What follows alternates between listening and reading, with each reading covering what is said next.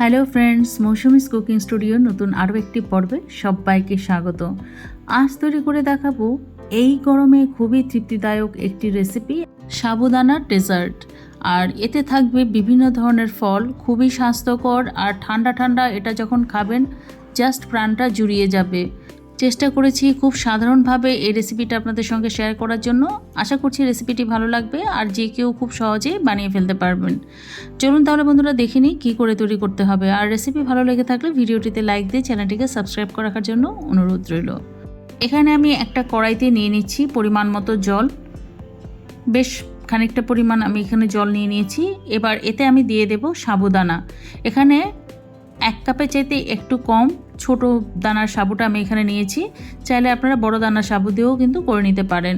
এবার নেড়ে চেড়ে সাবুদানাটাকে সম্পূর্ণ সেদ্ধ করে নিতে হবে। আর সম্পূর্ণ যখন সেদ্ধ হবে তখন বুঝবেন যে সাদাটে ভাবটা থাকবে সেটা থাকবে না, একদম স্বচ্ছ হয়ে যাবে। দেখুন সাবুদানাটা আমার সেদ্ধ হয়ে গিয়েছে। এবার একটা স্ট্রেনারে নিয়ে নিচ্ছি, সম্পূর্ণ জল ঝরিয়ে নিচ্ছি ঠান্ডা জল দিয়ে। এবার এটাকে একটু ধুয়ে নিতে হবে, এতে করে সাবুদানাগুলো একটার সঙ্গে আরেকটা লেগে যাবে না। এভাবে সমস্ত জলটা ঝরিয়ে নিয়ে আমি এটাকে ঠান্ডা হতে দেব। এবার ডেজার্টটা তৈরি করার জন্য যে ফলগুলো লাগবে সেগুলো আমি একে একে দেখিয়ে দিচ্ছি।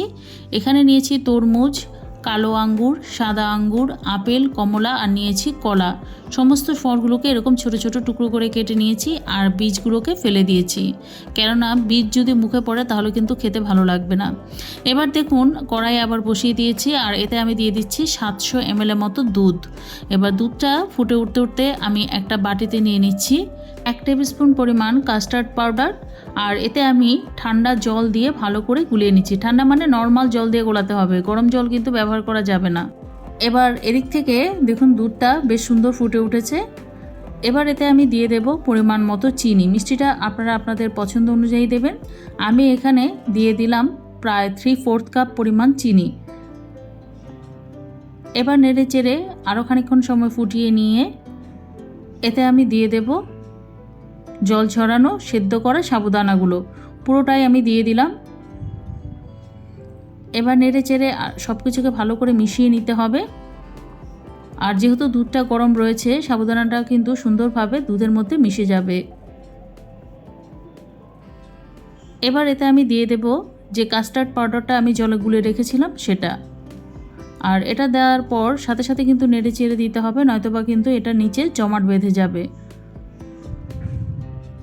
এই কাস্টার্ড পাউডারটা দেওয়ার কারণে একটু ঘন হবে আর খেতে কিন্তু খুব সুন্দর হবে।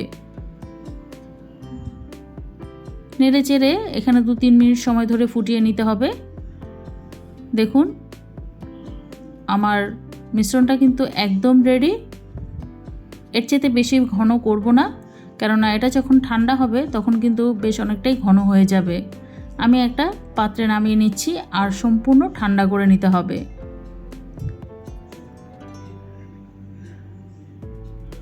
এরকম নেড়ে চেড়ে আমি ঠান্ডা করে নিয়েছি।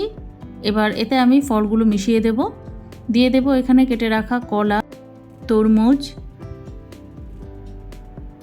আপেল, আঙ্গুর, সমস্ত আঙ্গুরটাই দিয়ে দিলাম, কালো রঙের আঙ্গুরটাও দিয়ে দিলাম। আর দিয়ে দেব কমলা। আপনারা চাইলে আপনাদের পছন্দ মতো যে কোনো ফ্রুটস কিন্তু এখানে নিতে পারেন। আমের সিজনে আমও কিন্তু দেওয়া যেতে পারে, খেতে কিন্তু দুর্দান্ত লাগবে। এবার দেখুন সমস্ত কিছুকে নেড়ে চেড়ে ভালো করে মিশিয়ে নিয়ে এর ঘনত্বটা ঠিক এরকম হয়েছে। এবার একদম ফ্রিজে রেখে সম্পূর্ণ ঠান্ডা করে নিয়ে তারপর আমি গ্লাসে ঢেলে পরিবেশন করে দেখাচ্ছি। তৈরি হয়ে গেল ঠান্ডা ঠান্ডা কুলকুল প্রাণ জুড়ানো সাবুদানার ডেজার্ট। অবশ্যই ট্রাই করবেন। কমেন্ট বক্সে কমেন্ট করে জানাবেন রেসিপি কেমন লাগলো। রেসিপি ভালো লেগে থাকলে লাইক দিয়ে চ্যানেলটিকে সাবস্ক্রাইব করে রাখার জন্য অনুরোধ রইল। আজ তাহলে চলি, অসংখ্য ধন্যবাদ সঙ্গে থাকার জন্য।